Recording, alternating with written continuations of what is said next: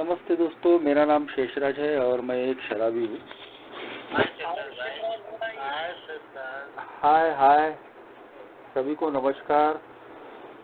भगवान की असीम कृपा है, अल्कोहलिक्स एनोनिमस का साथ है, आप सभी भाइयों की मदद है। यही वजह है दोस्तों, आज भी मैंने शराब नहीं पी, बहुत ही अच्छा दिन बिताया भगवान की कृपा से और अल्कोहलिक्स एनोनिमस की इस फेलोशिप की बदौलत एक बहुत ही अच्छी जिंदगी आज मैं बिता रहा हूँ दोस्तों।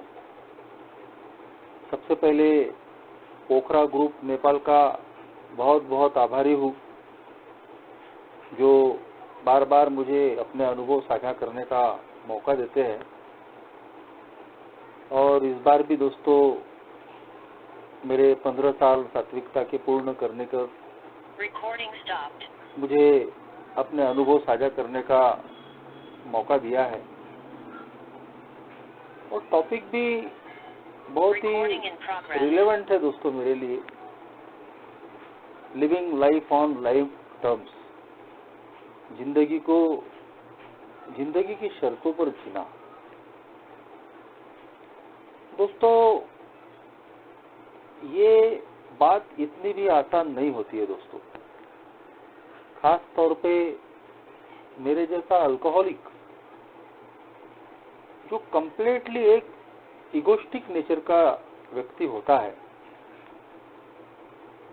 जो अपनी मनमानी के लिए जाना जाता है। Self will run right. एक मेरे जैसे शराबी के जिंदगी का चित्रण अगर किया गया है तो सबसे उचित और अच्छे तरीके से बिग बुक में ही है दोस्तों, कि कैसे मेरे जैसा alcoholic self will run right, यानी अपनी मनमर्जी, अपनी मनमानी वाली जिंदगी जीता है और अपनी जिंदगी को कहीं तो भी तहस नहस और बर्बाद करके रख देता है। जिंदगी के टर्म्स पे जीना, जैसी परिस्थिति है वैसी कबूल करते हुए जीना, ये मेरे जैसे शराबी को नहीं आता है दोस्तों। और कभी कभी वो जीता भी है तो उसके पीछे भी एक मजबूरी होती है। मैंने खुद अपने जिंदगी में इन चीजों को अनुभव किया है। मेरा 15 साल का शराबी जीवन रहा और अब 15 सालों की ये शराब की दूरी का भी जीवन है। इन दोनों जिंदगियों को जब मैं बहुत करीब से देखने की कोशिश करता हूँ तो मैं ये देखता हूँ दोस्तों कि मैं जिंदगी को जिंदगी की शर्तों पर नहीं जी पाया। मगर ऐसा भी नहीं है, कभी कभी मुझे जीना भी पड़ा, मगर वो मजबूरी की वजह से ही मुझे जीना पड़ा। मेरे पिताजी भी अल्कोहलिक रहे, आज वो दुनिया में नहीं है। और उनके शराबी जीवन की वजह से एक शराबी की जिंदगी में जो भी परेशानियां होती है, जो भी दुख तकलीफें होती है, एक छोटा परिवार होने के बावजूद वो सारी चीजें मैंने बचपन से ही सहन की थी दोस्तों। मेरी जिंदगी में शराब आने के पहले तक तमाम विपरीत परिस्थितियों में भी मैंने अपनी पढ़ाई लिखाई शुरू रखी थी और अपनी जिंदगी में कुछ अच्छी चीजों को भी डेवलप करने की मैंने कोशिशें की थी। मेरी संगत अच्छी थी, पढ़ाई लिखाई के अलावा भी कुछ और विशेषताएं थी, गुण थे, जिसकी वजह से मेरे दोस्त, पड़ोसी, रिश्तेदार, एरिया के लोग काफी मुझे मानते थे। कम समय में मैंने अच्छा अपना नाम कमाया था, मान सम्मान कमाया था। अपने से बड़े बुजुर्गों में बैठना, सोशल इन्वॉल्वमेंट देना, राजनीतिक, सामाजिक, धार्मिक, बहुत सारी चीजों में मेरी हिस्सेदारियां थी। दूसरी तरफ घर की परिस्थितियां भी बड़ी खराब थी। पिताजी का शराबीपन दिन ब दिन बढ़ते ही जा रहा था। उनकी नौकरी चली गई, वो बार बार बीमार रहा करते थे, मरते मरते बच चुके थे। मगर इन दोनों प्रकार की स्थितियों में भी दोस्तों कहीं तो भी भगवान की कृपा से मैं अपने आप को संभाल के रख पा रहा था। जब मुझे इस बात की समझ भी नहीं थी कि यही जिंदगी की शर्तों पर जीना है, मगर जैसे तैसे मैं उसको जी रहा था दोस्तों। मुझे आज जब ये सब्जेक्ट शेयर करने के लिए दिया गया तो बहुत सारी चीजें याद आई। उन सारी चीजों को शेयर करना बहुत मुश्किल है, कुछ कुछ चीजें याद आती है। शुरू से ही दोस्तों पढ़ाई में थोड़ा अच्छा ही था मैं, चाहे परिस्थितियां कैसी भी रहे। और ऐसे में ही दोस्तों आज भी वो घटना याद आती है कि जब मैं चौथी क्लास में था, घर की परिस्थितियों की वजह से कहीं तो भी स्कूल के कपड़े भी ठीक से नहीं मिल पाते थे। और जब फाइनल रिजल्ट के दिन जब मैं अपने स्कूल में पहुंचा, सभी विद्यार्थियों को जो प्लेग्राउंड होता है उसके ऊपर ही नीचे बिठाया गया था। और इस तरीके से बिठाया गया था कि जिसका पहला नंबर आया है वो सबसे पहले जाके बैठेगा। और जैसे ही मैं पहुंचा दोस्तों, मेरे सारे दोस्त, आज भी मुझे याद है वो चौथी क्लास की बात, कि सब मुझे हाथ पकड़ पकड़ के खींचने लगे और बोले आप पहले नंबर पे जाके बैठो। मुझे समझ में भी नहीं आ रहा था कि ये ऐसा क्यों बोल रहे हैं। मुझे नहीं मालूम था कि मैं पहला आया हूँ। उस वक्त मेरा ध्यान था दोस्तों कि मेरी पैंट पीछे से फटी हुई थी। एक अल्कोहलिक कैसे खुद बर्बाद होता है, कैसे अपने परिवार को बर्बाद कर देता है, ये खुद मैंने उन चीजों को भोगा था दोस्तों। उस वक्त तो ये चीजें समझ में नहीं आई, आज समझ में आती है। और जैसे तैसे मैं अपनी फटी पैंट को छुपा के सबसे आगे के रो में जाकर पहले नंबर पे बैठा था। शायद छोटा था इसलिए इन सारी चीजों को मैंने कभी मन पे लिया भी नहीं, और जिंदगी जैसी है वैसी ही उसको कबूल करते हुए मैं जी रहा था। मगर दोस्तों 9वीं क्लास तक आते आते परिस्थितियां और ज्यादा खराब हो गई थी। पिताजी की नौकरी जा चुकी थी, घर का सारा जिम्मा माँ संभाल रही थी। पिताजी बीमार रहा करते थे, पीना भी उनका शुरू था। और उन सारी परिस्थितियों की वजह से कहीं तो भी मेरा जो पढ़ाई लिखाई में जो मन है वो पूरा उचट चुका था। स्कूल को बंक मारना, इधर उधर घूमते रहना, जिसकी वजह से मेरी पढ़ाई लिखाई की लिंक पूरी टूट चुकी थी। जैसे तैसे 10th तक आने के बाद 10th जब मैं फेल हुआ तो दोस्तों परिस्थितियों की वजह से मुझे कहीं तो भी अर्निंग और लर्निंग के लिए निकलना पड़ा। उन 2-3 सालों के दौरान मैंने ऐसे अनगिनत काम किए दोस्तों कि आज जब मैं याद करता हूँ तो मुझे भी यकीन नहीं होता कि किस कैसे अलग अलग प्रकार के काम मैंने किए हैं। वो भी एक जिंदगी को जिंदगी की शर्तों पे ही जीना था दोस्तों।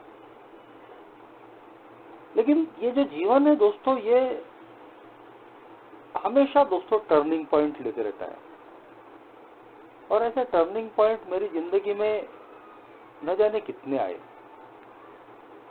और मैं बहाव के साथ में बहते गया। कभी मैं उस बहाव में डूबते चले गया तो कभी अचानक जिंदगी ने मुझे बाहर निकाल दिया, कभी फिर डूबा, कभी फिर बाहर निकाल दिया। ये सारा खेल आज मैं मानता हूं कि मेरा ईश्वर मेरे साथ में खेल रहा था। ए में आने तक तो मैं कंप्लीट नास्तिक था। धर्म कर्म भगवान सारी चीजों को मैं बिल्कुल बिलीव नहीं करता था। बचपन में जो भी थोड़े बहुत श्रद्धा के भाव थे वो घर की परिस्थितियों की वजह से, मेरे एजुकेशन की वजह से पूरी तरीके से मिट चुके थे और मैं कंप्लीट नास्तिक बन चुका था। अल्कोहलिक्स एनोनिमस में आने के बाद मेरी उच्च शक्ति, मेरी हायर पावर मुझे फिर दोबारा मिली। मैं कहीं तो भी विश्वास करने लगा कि ये जिंदगी तेरे अपने मन के हिसाब से चलने वाली नहीं है। तू जैसा चाहता है वैसा होने वाला नहीं है। कोई तो पावर है, अब उसको क्या नाम देना है वो तेरी बात है। और अल्कोहलिक्स एनोनिमस ने मेरी सारी कंसेप्ट्स बदल के रख दी। मेरी समझ की उच्च शक्ति, मेरी समझ का ईश्वर, जो भी मेरी समझ का है उसको मानना और उसकी इच्छा के हिसाब से चलना, उसी का नाम आज मैं बोल सकता हूं कि वो जिंदगी को जिंदगी की शर्तों पर जीना कहा जा सकता है। दोनों में कोई अंतर नहीं है। लेकिन दोस्तों, जैसा मैंने बताया कि कभी ये चीजें हम मजबूरी में कबूल करते हैं और कभी कभी हम दिल से कबूल करते हैं।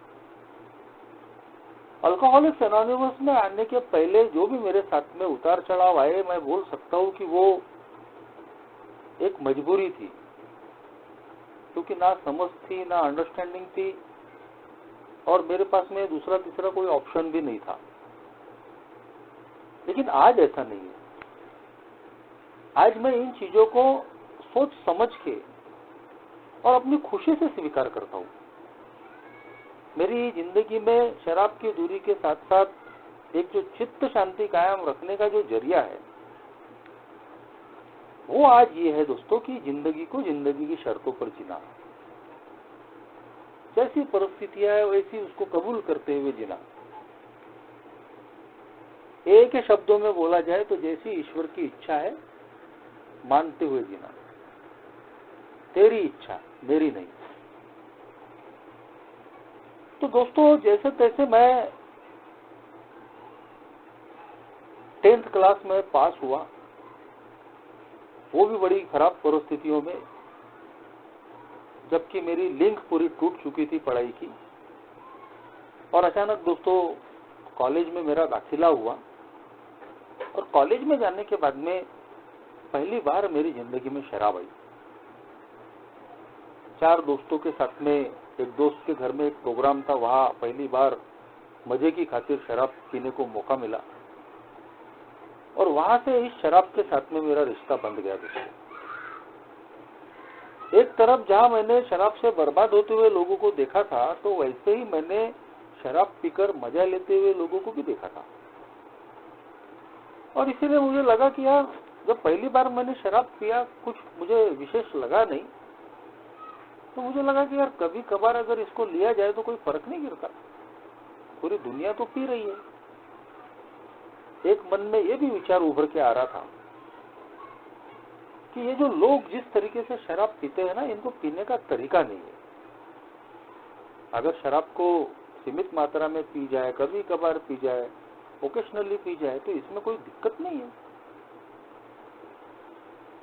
और शराब जिंदगी में आने के पहले एक मेरी इमेज बहुत ही अच्छे लड़के की, सोशली एक्टिव लड़का, सभ्य लड़का, ऐसी इमेज थी जो मुझे सोसाइटी के कुछ बाकी लोगों से अलग करके रखती थी। कि जो शराब पीते हैं, किसी प्रकार का शौक करते हैं, तो वो बुरे लोग हैं, उन लोगों से हमको दूर रहना चाहिए। जो कोई शौक नहीं करते, अच्छी चीजों में रहते हैं, वो ज्यादा अच्छे लोग हैं। लेकिन जैसे ही शराब मेरी जिंदगी में आई, मैंने देखा दोस्तों कि मैं अब सबका मिलनसार हो गया हूँ। सबसे मैं मिल सकता हूँ, सबके साथ में रह सकता हूँ। मैं अच्छों के साथ में भी रह सकता हूँ, मैं बुरों के भी साथ में रह सकता हूँ। ये जो एक नया आनंद मेरी जिंदगी में आ रहा था कि मैं अभी सर्वसमावेशी बन गया हूँ। इसने भी मेरी इस शराब को बढ़ाने का काम किया। जैसा मैंने बताया कि एजुकेशन के साथ साथ ही मैंने बहुत सारी चीजें अपने अंदर डेवलप की थी। भगवान की कृपा से एक अच्छी आवाज थी, अच्छा गाना गाता था। मुझे फिल्मी गानों के, खासतौर पे हिंदी गानों के बहुत शौक थे, और वो गाते गाते ही मेरा गला भी बहुत अच्छा हो गया था। तो वो ये मेरा रूटीन बन गया एक दोस्त के साथ में कि उसका एक होटल थी, चाय पान ठेला था। रात के 8 बजे वो दुकान बंद करता था आधी, तो बस रेडियो पर गाने सुनते हुए उसके साथ शराब शेयर करने की मेरी रोज की आदत बन गई। गाने सुनना और शराब पीना और शेयर करना उसके साथ। तो वहां से मेरा जो शराब का जो सफर है वो दोस्तों, जो मेरी जिंदगी में शराब को बढ़ाने वाला साबित हुआ, वो वहां से शुरू हुआ। धीरे धीरे धीरे धीरे शराब बढ़ती चली गई। रात को ही पीने वाला, अकेले ही पीने वाला, किसी न किसी के साथ में पीने वाला। मैं कैसे दोस्तों खुद शराब की दुकानों में जाकर पीने लगा, कैसे मेरा शराब का जो कोटा है वो बढ़ते जाने लगा, पता भी नहीं चला कि मैं एडिक्ट हो रहा हूं। जिस दिन मुझे शराब नहीं मिली, रात को नींद नहीं आ रही है, मेरा खाना अच्छा नहीं हो पा रहा है, मैं ठीक से काम नहीं कर पा रहा हूं, लेकिन उस वक्त नहीं समझ में आया। और इधर मैंने देखा दोस्तों कि जैसे जैसे मेरी शराब बढ़ते जा रही है, तो वैसे ही वैसे जिंदगी की भी समस्याएं बढ़ती जा रही है। घर में परिस्थितियां पहले ही खराब थी, मैं खुद अर्निंग और लर्निंग करके काम चला रहा था, और ऐसे में ही जहां मैं जॉब करता था, शराब के लिए वहां भी कुछ उल्टी सीधे काम करना मैंने शुरू कर दिया। उससे पहले मुझे याद नहीं है कि मैंने किसी काम धंधे पे कोई हेरा फेरी की हो, चोरी की हो, लेकिन वो जो शाम को शराब की लत मुझे लगी, तो पगार जितनी मिलती थी उतने से तो होता नहीं था। तो आखिर सीधी बात है कि जहां मैं काम करता था वही मुझे शाम का जुगाड़ करने के लिए कुछ न कुछ हेरा फेरी करनी पड़ती थी, और इस तरीके से मुझे शराब का जुगाड़ करना पड़ता था। तो धीरे धीरे मेरा जो जीवन है दोस्तों, वो मुझे एक गलत दिशा में लेके जा रहा है, मैं समझ ही नहीं पा रहा था। और ऐसे में ही यंग था, नौजवान था, शादी नहीं हुई थी, तो जो एक जवान व्यक्ति के साथ में चीजें होती है वो भी मेरे साथ में होने लगी। अपोजिट सेक्स के प्रति आकर्षण, जिसको हम लव, प्रेम का नाम देते हैं, वो चीजें भी मेरी जिंदगी में थी। लेकिन मैं ये देख रहा था कि चाहकर भी वो चीजें मैं हासिल नहीं कर पा रहा हूं, क्योंकि जिस प्रकार की मेरी घरेलू आर्थिक परिस्थितियां थी, एजुकेशन शुरू ही था, कहीं भी सेटल नहीं था, तो जिसको मैं चाहता था वो मैं नहीं पा सकता था उसको, क्योंकि मेरी वैसी परिस्थितियां ही नहीं थी। उन सारी चीजों का जो फ्रस्ट्रेशन है, उसने मेरी शराब को और बढ़ाने का काम कर दिया, और मेरा शराब का प्रमाण इतना बढ़ गया। एक तरफ मेरी प्रोफेशनल डिग्री का एजुकेशन चालू था, और दूसरी तरफ मेरी शराब भी बेतहाशा बढ़ रही थी। उन्हीं दिनों में मैं कविताएं करने लगा, गजल लिखने लगा। उस क्षेत्र में भी मैंने अच्छा नाम कमाया। शहर के अच्छे बड़े नामी कवियों में, कवियत्रियों में, शायरों में के साथ मेरा बैठना था। शहर में एक मंच था, विदर्भ हिंदी साहित्य सम्मेलन, वहां का मैं रेगुलर कवि था। आकाशवाणी पे, रेडियो पे मेरे प्रोग्राम साथ होते थे। दूसरी तरफ सोशल एक्टिविटीज भी मेरी थी। तो भगवान ने भरपूर गुण दिए थे, भरपूर नाम, मान, सम्मान, सब कुछ दिया था। लेकिन जब हम दो नाव की सवारी करते हैं तो हमारा डूबना तय होता है। मेरी जिंदगी में वही हुआ कि मैं सिर्फ दो ही नाव की नहीं, मैं कई नावों की सवारी करने की कोशिश कर रहा था। और शायद उन्हीं वजह से दोस्तों मैं पूरी तरीके से डूब गया। अपनी जिंदगी में कोई भी चीज मैं ठीक तरीके से नहीं कर पाया। एक प्रोग्राम बोलता है कि अपने किसी एक उद्देश्य से चिपक के रहो। जब हम बहुत सारे उद्देश्यों को जीने का कोशिश करते हैं तो हम सफल नहीं हो पाते। हमारी शक्तियों का, हमारी सोच का बंटवारा हो जाता है। तो मेरे साथ में भी वही हुआ। कभी मैं राजनीति में काम कर रहा हूँ, कभी मैं समाज सेवा के लिए काम कर रहा हूँ, कभी मैं सिंगिंग करने की कोशिश कर रहा हूँ, कभी मैं साहित्य के क्षेत्र में कुछ करने की कोशिश कर रहा हूँ। एजुकेशन अलग चालू था, लेकिन सारी चीजें एक साथ करने के चक्कर में मैं कुछ भी नहीं कर पा रहा हूँ। उधर लव अफेयर दूसरी तरफ, और कहीं तो भी इन सारी चीजों ने दोस्तों मेरे अल्कोहलिज्म को पूरी तरीके से बढ़ाने का काम किया। एक कंप्लीट शराबी में बन गया, 24 घंटे का शराबी। सुबह उठते बराबर शराब लगती थी, हाथ पांव कांपना, चक्कर आके गिरना। जैसे तैसे अपने प्रोफेशन में मैं गया, शराब की बोतल ही मैं लेकर गया अपनी डिग्री कंप्लीट करने के बाद, और जिसकी वजह से मैं अपने प्रोफेशन को शुरू होने के पहले ही मैंने खत्म कर दिया, क्योंकि माथे पे एक सिंबल ही लेकर मैं चले गया था कि अरे ये तो कंप्लीट बेवड़ा है। और जिसकी वजह से मैं अपने व्यवसाय में भी कुछ ज्यादा नहीं कर पा रहा था। वहां फिर दोस्तों मेरी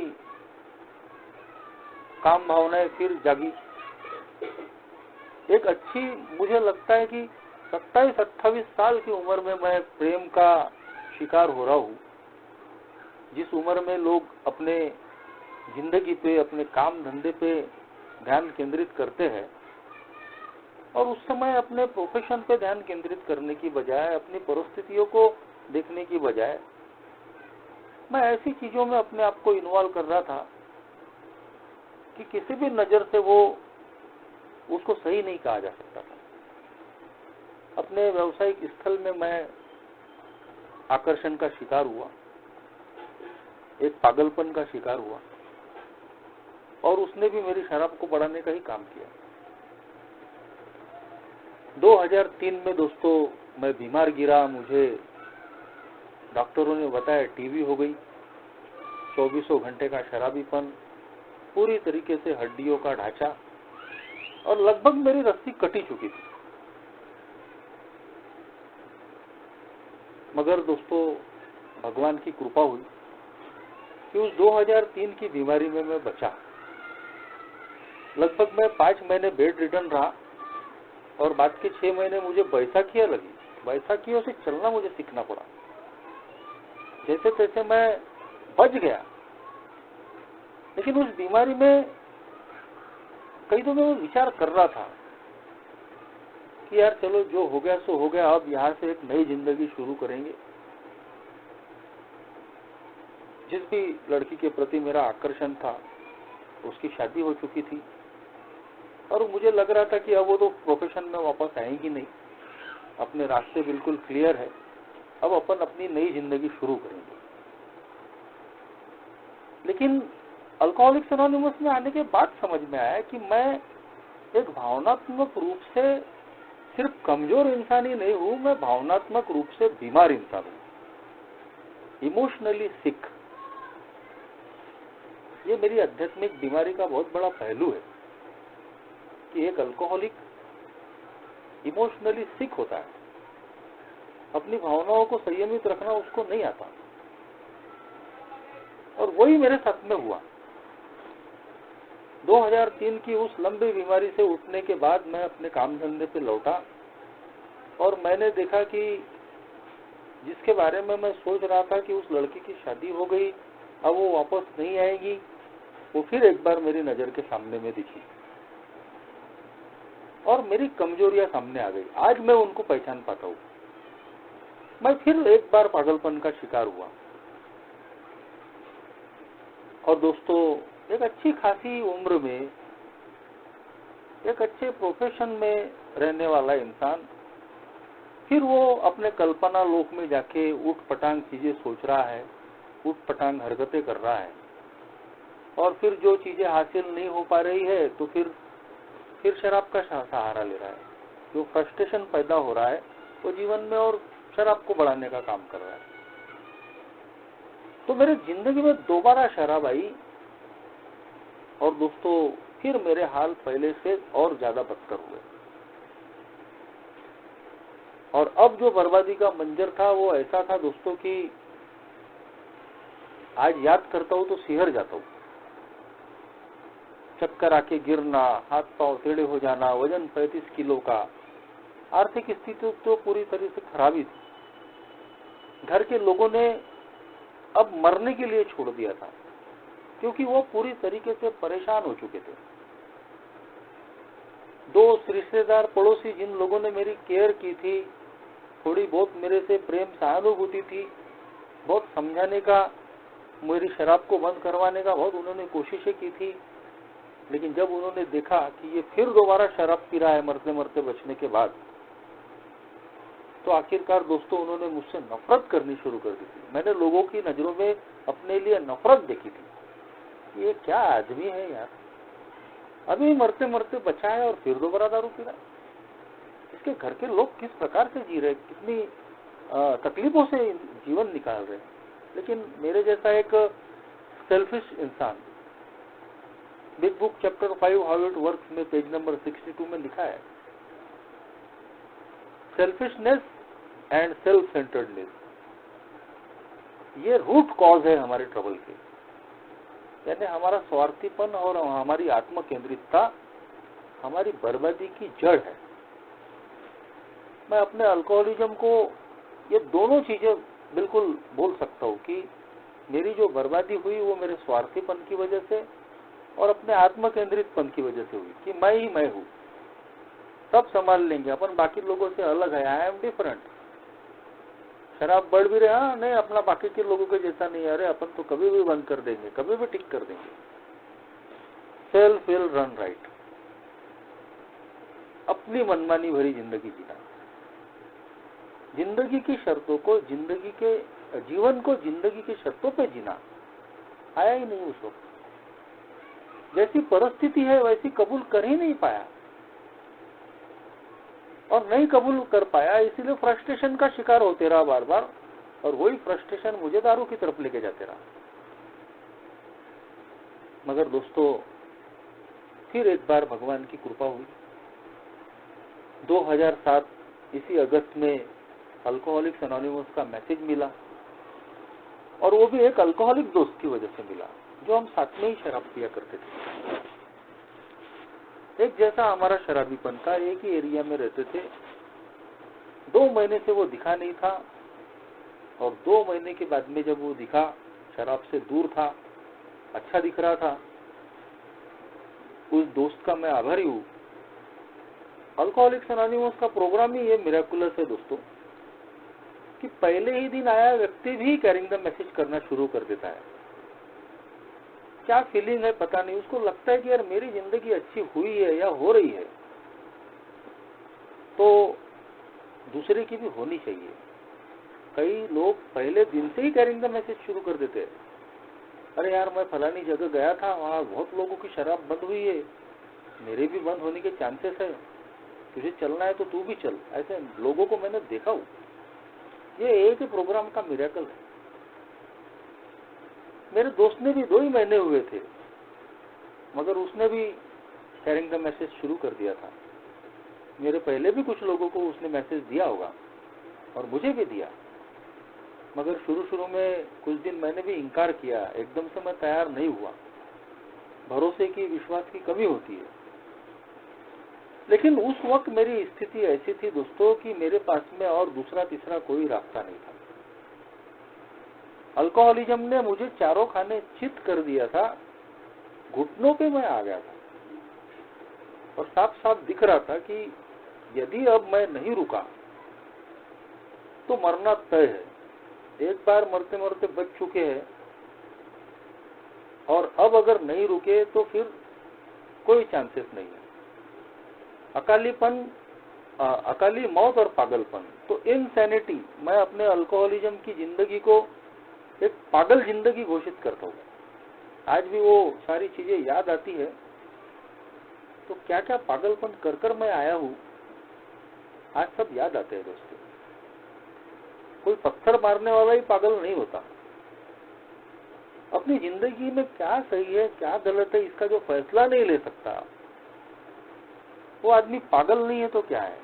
बार बार एक ही प्रकार की गलती करने वाला, वो सारी चीजें मैं कर कर आया हूँ और अकाली मौत का भी शिकार होते होते मैं बचा हूँ।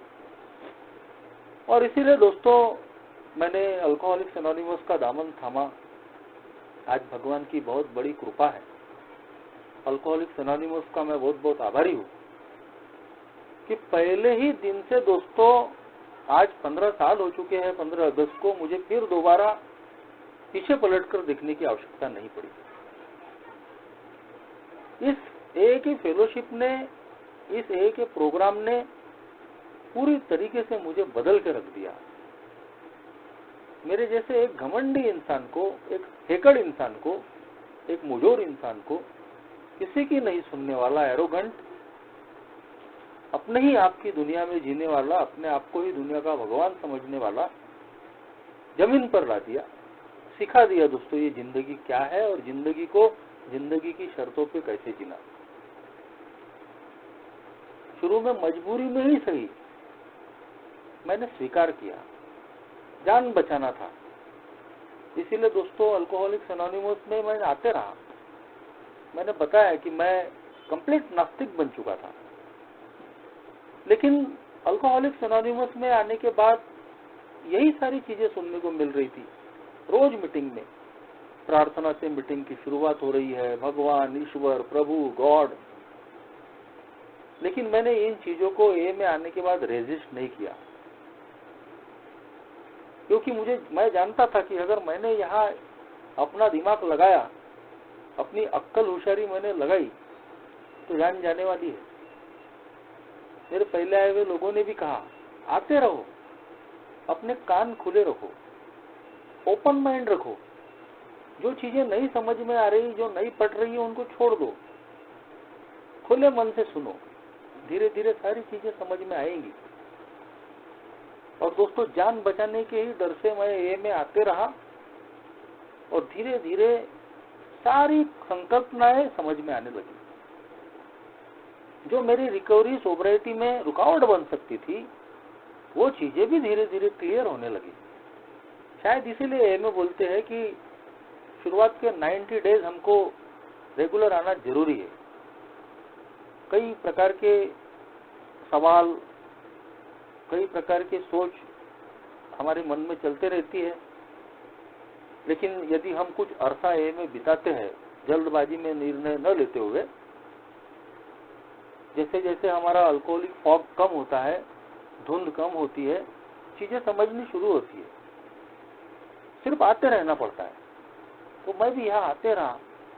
क्या हायर पावर की कंसेप्ट है, क्या गॉड एज वी अंडरस्टूड है, अल्कोहलिज्म क्या है, पर्सनैलिटी चेंज क्यों जरूरी है, ये सारी चीजें धीरे धीरे समझ में आने लगी। और जैसे जैसे एक ही मीटिंग में मैं आते रहा, जैसे जैसे इन कदमों को समझकर उस पर जीने की मैंने कोशिश की, जिंदगी को जिंदगी की शर्तों पर जीना और ज्यादा आसान होते चले गया। खास तौर पे तीसरे कदम ने और सेरेनिटी प्रेयर ने मेरी जिंदगी को बहुत ही आसान बना दिया। मेरे जीवन में जो आज सेरेनिटी है, जो चित्त शांति है, जो आनंद है, उसमें एक ही सेरेनिटी प्रेयर और तीसरे कदम का बहुत बड़ा हाथ है। ये वो दो चीजें हैं कि जो हमको जैसी परिस्थितियां है वैसी कबूल करते हुए कैसे जीना, वो सिखाती है।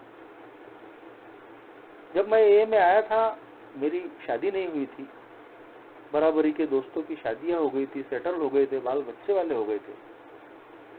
मेरी आर्थिक स्थिति खराब थी, क्योंकि एक व्यवसाय में था और उसका पूरा गुडविल खराब हो चुका था। थोड़े बहुत कर्जे थे, सामाजिक बहिष्कार झेल रहा था, 35-40 किलो का वजन, बिल्कुल आंखें अंदर, गाल अंदर, पीठ और पेट एक थी मेरी, बहुत ही खराब हालत थी। और ऐसे में दोस्तों शराब बंद होगी या नहीं होगी, ये जो बर्बादियां कर कर मैं आया हूँ वो ठीक होगी या नहीं होगी, इन चीजों से मैं निकल पाऊंगा या नहीं पाऊंगा। बहुत सारे विचार थे मन में। मगर अल्कोहलिक्स एनोनिमस का प्रोग्राम सब कुछ सिखा देता है कि अपनी सोबराइटी पे ध्यान दो, बाकी सारी चीजें धीरे धीरे ठीक होते चली जाएंगी। शुरू में मैंने थोड़ी गड़बड़ करने की कोशिश की। कुछ ही महीनों की सोबराइटी में एक रिश्तेदार की वजह से मेरी कहीं एंगेजमेंट हो गई और उसकी खबर देकर, सबको खबर देकर, गांव को खबर देकर मैं शाम को घर पहुंचा और पता चला कि एंगेजमेंट तो टूट गई, तोड़ दी गई और मैं खड़े खड़े कांपने लग गया था। ये ईश्वर की कृपा है और जो निरंतर एक के टच में मैं था उसकी वजह से दोस्तों पीने का विचार नहीं आया। आज भी मैं विचार करता हूँ कि बहुत ही खराब दिन मैंने शुरुआत के निकाले। इन 15 सालों में भी कई बार उतार चढ़ाव आया, लेकिन जिसको ऑब्सेशन कहा जाता है पीने का, वो ऑब्सेशन का सामना मेरा कभी हुआ नहीं दोस्तों। ये बहुत बड़ा मिरेकल है अल्कोहलिक्स एनोनिमस का। और शायद मैं, जो भी मेरी समझ की उच्च शक्ति थी, जो भी मेरी समझ का ईश्वर था, उस पर भरोसा करना मैंने शुरू कर दिया था, उसकी इच्छा के मुताबिक जीना शुरू कर दिया था, जिंदगी जैसी है वैसी कबूल करना शुरू कर दिया था। इसीलिए कहीं तो भी मैं विचलित नहीं हो पा रहा था, ना फिर मैं शराब की तरफ जाने की सोच रहा था। ये मिरेकल है दोस्तों। तो जब मैं मेरी एंगेजमेंट की टूटने की खबर सुनकर मैं पूरे कांप रहा था, मैं शाम को मीटिंग पहुंचा और वहां एक ओल्ड टाइमर से मैंने शेयर किया तो उन्होंने कहा कि गड़बड़ मत करो बोले, अपनी सोबराइटी पे ध्यान दो बोले, सबसे पहले शराब की दूरी। यदि सोबर रहोगे तो तुम्हारी जिंदगी में जो जो तुम चाहते हो वो सब मिलने वाला है। आज 15 साल बाद वो ओल्ड टाइमर आज भी जिंदा है,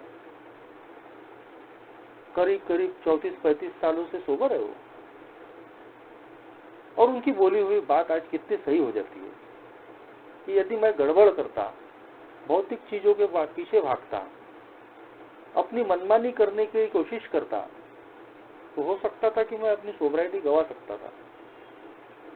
लेकिन इस प्रोग्राम ने मेरे अंदर में संयम भरा। मैंने उसकी कहीं तो भी महत्व को पहचाना कि सोबर रहना कितना जरूरी है। ऐसा ही एक दूसरा जिंदगी में अनुभव आया जब 2 साल का मैं सोबर था। फिर एक बार एक दोस्त की वजह से कोई लड़की देखनी हुई और उस लड़की के घर के लोग मेरी इंक्वायरी करने के लिए आने वाले थे। 8 दिन हो गए, 15 दिन हो गए, 1 महीना हो गया। जब उन लोगों का कुछ अता पता नहीं तो मैंने पूछा कि भाई वो लोग आए नहीं मेरे घर की तरफ। तो मेरे दोस्त के पिताजी ने बहुत चिढ़कर मुझे बोला, बोले तूने ऐसा क्यों किया? मैं बोला मैंने क्या किया? अरे बोले वो लोग तो तुम्हारे घर की तरफ आए थे बोले इंक्वायरी करने और तुम तो पीके पड़े थे। जबकि दोस्तों मैं 2 साल से सोबर था, लगातार एक ही मीटिंग्स में था, अच्छी सर्विस में था। उस अनुभव ने दोस्तों मुझे सिखा दिया कि अल्कोहलिज्म का जो ठप्पा मेरे ऊपर में लगा है वो इतनी जल्दी मिटने वाला नहीं है। ऐसी चीजें मेरी जिंदगी में होती रहेंगी और इसीलिए मुझे अपने आप को अंदर से मजबूत करना पड़ेगा। शौक तो हुआ था मैं कि 2 साल हो गए दारू से दूर हूं और फिर भी कोई खबर कर रहा है कि भाई पी के पड़ा था। तो ये सारी चीजें, और दोस्तों शुरुआत की परिस्थितियां बड़ी खराब थी। धंधे का कुछ ठौर ठिकाना नहीं था। ऐसा लगता था कि ये धंधा छोड़ के कोई दूसरा धंधा किया जाए। बड़ा ही परेशान हो गया था मैं। लेकिन दोस्तों इस एक प्रोग्राम की बदौलत जैसी जिंदगी है, जैसी परिस्थिति है, उसको कबूल कर लो ईश्वर की इच्छा समझ के। ये जो संकल्पनाएं थी, ये जो कंसेप्ट थी, इन्होंने मुझे एक स्थिरता दी, सोबर रहने में मदद की। जैसी जिंदगी है वैसी कबूल कर लो, जैसी परिस्थिति है वैसी कबूल कर लो, ईश्वर की इच्छा समझ के कबूल कर लो, मजबूरी में ही सही। रास्ता दूसरा तीसरा कोई और है ही नहीं, कबूल करना ही पड़ेगा। और धीरे धीरे इसके फल भी मिले दोस्तों। 2 साल के बाद में शादी हो गई, आज 2 बच्चे हैं, 10 साल की लड़की है, 4 साल पहले लड़का हुआ। इस सोबर लाइफ में भी दोस्तों ये जो आज का टॉपिक है, जिंदगी को जिंदगी की शर्तों पे जीना, आज भी मेरे लिए बहुत उपयोगी है। जैसा मैंने बताया कि सोबराइटी के शुरुआती दिनों में भी बड़ी आर्थिक परिस्थितियां खराब मैंने बिताई, लेकिन मैं भौतिकता के पीछे नहीं भागा, मैं पैसों के पीछे नहीं भागा, मैं इजी मनी के चक्कर में नहीं भागा, क्योंकि मैंने निरंतर सर्विस में रहने की वजह से, कई लोगों के साथ में काम करने की वजह से मैं उन सारी चीजों को अनुभव कर रहा था कि कैसे छोटी छोटी चीजों की वजह से लोग फिर दोबारा शराब की तरफ जा रहे हैं। कोई इजी मनी के चक्कर में शराब पी रहा है, कोई अनैतिक संबंधों की वजह से शराब पी रहा है, कोई अपने गुस्से और खुन्नस की वजह से शराब पी रहा है, कोई घमंड की वजह से ऐसे दूर जा रहा है और फिर शराब पी रहा है, अलग अलग कारणों से। ये एक एक्टिव सर्विस में रहने की वजह से जो दर्जनों उदाहरण मेरी जिंदगी में मेरे आंखों के सामने मैंने देखे, इन अनुभवों ने भी मुझे मजबूत किया, जीवन को स्वीकार करने की शक्ति दी। जो गलतियां लोगों ने की वो गलतियां तुझे नहीं करनी है, जैसा लोगों के साथ में हुआ तेरे साथ में भी हो सकता है। मैंने बहुत करीबी लोगों को खोया, ए में आने के बाद में वो लोग नहीं टिक पाए, कई लोग आज दुनिया में नहीं है। और दोस्तों इसलिए मैं आज अपने ईश्वर का बहुत आभारी हूँ कि जिसने अल्कोहलिक्स एनोनिमस का इतना खूबसूरत मैसेज मुझे मिला, मैं यहाँ टिक पाया, इस प्रोग्राम को मैं प्रैक्टिस कर पाया, अपनी जिंदगी में मैं उसको लागू कर पाया, जिसकी वजह से आज मैं अपनी जिंदगी में एक स्थिरता देखता हूँ, एक सेरेनिटी देखता हूँ। अभी गोपाल भाई ने भी जिक्र किया कि पिछले साल कोरोना में लाखों लोगों की मौत हुई, शहर में भी कई करीबी लोगों को मैंने खोया, और ऐसे में दोस्तों मेरा पूरा परिवार भी कोरोना की चपेट में था। पहले मैं एडमिट हुआ एक क्वारंटाइन सेंटर में, दूसरे दिन परिवार के लोगों की रिपोर्ट आने वाली थी, लेकिन रात को जैसे ही मैं उस क्वारंटाइन सेंटर में गया, मेरी हालत खराब थी, लेकिन ए का प्रोग्राम मेरे साथ में था। बेड पर जाने के बाद में सबसे पहला काम मैंने किया, अपनी सेरेनिटी प्रेयर की, तीसरा कदम लिया और भगवान के ऊपर में सब छोड़ दिया। मुझे नहीं मालूम था कल क्या होने वाला है, मेरे परिवार के लोग पॉजिटिव आने वाले हैं नहीं आने वाले हैं, मगर सवेरे जब मैं उठा तो मैं फ्रेश था, सोचने समझने की शक्ति थी, और दोपहर तक रिपोर्ट आई कि परिवार के बाकी लोग भी पॉजिटिव है, सिर्फ मेरा 3 साल का लड़का छोड़कर। मैं उसको भगवान की दी गई एक अपॉर्चुनिटी समझता हूँ कि भाई भगवान को लगा कि तू अकेले उस सेंटर पे मत रहे, तू अपने परिवार के साथ में रहे, और मैंने अपने पूरे परिवार को उस सेंटर में बुला लिया। आगे के 14 दिन हम पूरा परिवार उस क्वारंटाइन सेंटर में रहे और बिल्कुल हंसते खेलते रहे दोस्तों, बिल्कुल कोई डर नहीं, कोई चिंता नहीं। उस खराब हालत में भी मैं फोन पर बाकी जो कोरोना पीड़ित अपने ए के मेंबर्स थे उनसे मैं बात कर रहा हूँ। कई लोगों के देश भर से फोन आ रहे थे, जो मेरे अनुभव थे मैं उनको बांट रहा था। उस क्वारंटाइन सेंटर में भी जो बाकी कोरोना पीड़ित लोग थे उनकी भी मैं मदद कर पा रहा था। ये इतनी ताकत कहाँ से आती है? ये प्रोग्राम ही दे सकता है दोस्तों। वो ऐसा दौर था कि जब ऐसी खबरें आती थी कि ये गया, वो गया, वो गया, ये गया, लेकिन उस वक्त भी मैंने अपने आप को कभी कमजोर नहीं पाया, कभी अंदर से मैंने हिला हुआ नहीं पाया। और ये इस प्रोग्राम की ताकत है। जिंदगी को जिंदगी की शर्तों पे जीने की जो बात है, जो संकल्पना है, वो कहीं तो भी मैं अपनी जिंदगी में उपयोग कर पाया। अनगिनत इन 15 साल की सोबराइटी में भी अनगिनत चीजों को मैंने भोगा, आर्थिक परेशानियों को भोगा। 2 साल के लॉकडाउन में भी कई आर्थिक परेशानियां आई, हेल्थ प्रॉब्लम आए, मगर दोस्तों एक ही तत्वों पे जब हम चलते हैं, ईश्वर की इच्छा के मुताबिक जब हम जीते हैं, तो जिंदगी बहुत आसान हो जाती है। चाहे कितनी भी समस्या है, हम अतबल नहीं होते। एक लास्ट उदाहरण शेयर करना चाहूंगा जो इस सब्जेक्ट से बहुत जुड़ा है। 4 साल पहले अचानक पता चला कि भाई मेरी जो लड़की है, आज 10 साल की है, तो उसको आंखों का प्रॉब्लम आया। उसको ब्लैक बोर्ड पर लिखी हुई चीजें क्लियर दिखती नहीं थी। जब उसने शिकायत की तो मैं एक गवर्नमेंट हॉस्पिटल में ले गया। सारा चेकअप होने के बाद में पता चला कि 1000-5000 लोगों में ही ये प्रॉब्लम होता है एक में, कि उसका दूर का विजन कम होता है और वो बाय बर्थ होता है। वो जो नर्व्स होती है आंखों की, वो बराबर नहीं खुलने की वजह से उसको वो विजन का प्रॉब्लम था और उसके एज के हिसाब से काफी बड़ा ग्लास उसको लग रहा था। अब ये बिल्कुल चिंता करने वाली बात थी, घबराने वाली बात थी। थोड़ा सा विचार मेरे मन में आया भी कि ये लड़की 6-7 साल की है, आगे में इसका कैसा होगा, पढ़ाई का कैसा होगा, कल शादी होगी तो कैसा होगा। हर 3 महीने के बाद में चेकअप करने के लिए डॉक्टर ने बोला था कि कोई इन्फेक्शन तो नहीं है, या फिर हर 3 महीने के बाद इसका नंबर भी बढ़ सकता है। तो मैं बोला नंबर बढ़ते बढ़ते इसका ग्लास कितना बड़ा हो जाएगा। ये बहुत सारी शंकाएं थी, कुशंकाएं थी, लेकिन दोस्तों एक का प्रोग्राम वहां साथ में था कि ये मेरे हाथ में ये चीजें नहीं है, इसको ईश्वर की इच्छा समझ के कबूल करना पड़ेगा और जैसी परिस्थिति है वैसी स्वीकार करके मैं क्या कर सकता हूँ, इस पर मुझे फोकस करना पड़ेगा। मैंने अपनी लड़की का इलाज जारी रखा। कोरोना के पहले ये चीजें पता चली थी और कोरोना के 2 साल में पूरे लॉकडाउन में लड़की मोबाइल देखते रही दिन रात, सब कुछ रहा। कोरोना के 2 साल के बाद में जब चेकअप करने गया तो उसका नंबर ही नहीं बढ़ा। आज भी मेरे परिवार में, मेरे घर में इस इशू पे कोई टेंशन नहीं है, कोई तनाव नहीं है, क्योंकि मेरे साथ साथ मेरे परिवार ने भी एक प्रोग्राम इनडायरेक्टली डायरेक्टली अपना लिया कि जिंदगी को जिंदगी की शर्तों पे जीना, जैसी परिस्थिति है वैसी कबूल करते हुए जीना। आज भी दोस्तों अपने काम धंधे पे मैं बहुत ज्यादा पैसों के पीछे नहीं भागता। आज भी मैं बोल सकता हूँ कि सारी भौतिक चीजों की पूर्ति मैं अपने परिवार की नहीं कर पाता हूँ। बहुत ज्यादा मैं अपने व्यवसाय में नहीं कमाता और उसके पीछे मेरी अपनी सोच है।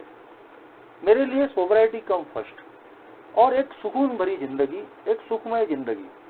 मैं जानता हूँ कि ज्यादा पैसों की लालच में अगर मैंने उल्टे सीधे काम करने शुरू किए तो मैं अपनी आत्म शांति भी गवा सकता हूँ और फाइनली सोबराइटी भी गवा सकता हूँ।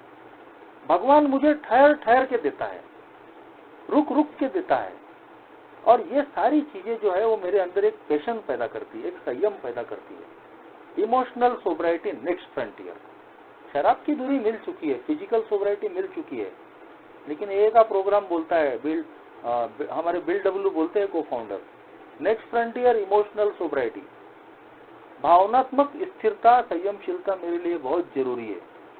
यदि मैंने इसको नहीं कमाया तो मैं शराब आखिरी की बात है, मैं अपनी जिंदगी को अच्छे तरीके से जी नहीं पाऊंगा। मैं हमेशा रोते रहूंगा, मैं हमेशा परेशान रहूंगा, मैं हमेशा चिंताओं में रहूंगा।